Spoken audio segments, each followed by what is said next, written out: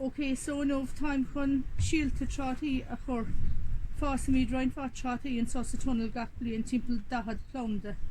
So chuirim na síolte I lár mí fiora de gná agus just scapim gaim compost ó Fruitil Farm is compost organic so tá sé anna bhín agus níl éon PC mór ann so tá sé díreach ceart dus na síolte beaga. So flucha mé beáin beag le beáin isci just chun éanamh beáin teis I do sach. Agus just scapim na síolte tá na síolte beag. So just iad a scape má hagann siad amach as an mála. Yeah. Just mar sin agus mar sin.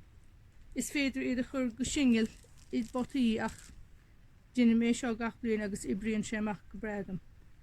Now chuirim just beáin anna bheog den compost bhar mar ní hesin éon rud róchrám bheith an ardar mar stoppa sé iad ag fás.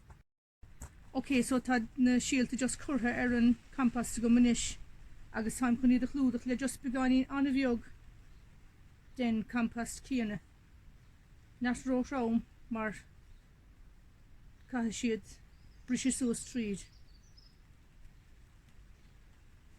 So gaim an compost ó Fruitil Farm is compost organic agus cé go bhfuil sé beáin beag níos tíre ná an gná stiff is fiú mar tá gachradáin a heistíon ó síl chun fás agus ní gá bheith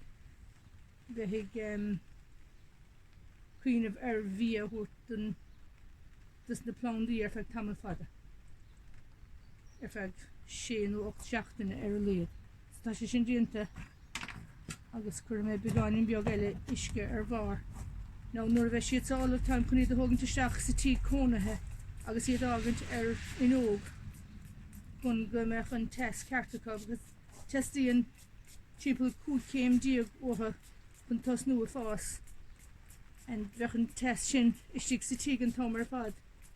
Bheith sé an sa tunnel chomá I rihin lé ach dearach sé róúr do bheith stíthe go fóil. So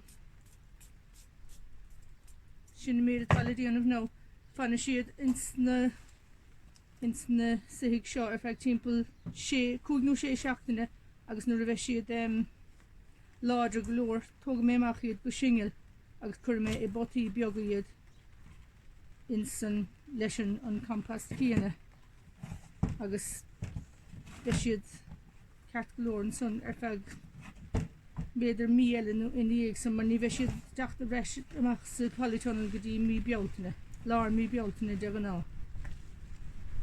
So a money maker an sort a chuir míad na de gná tá a lán sortainna de friúil le fáil ach Eibhlíonn money maker go má dúing na gcónaí.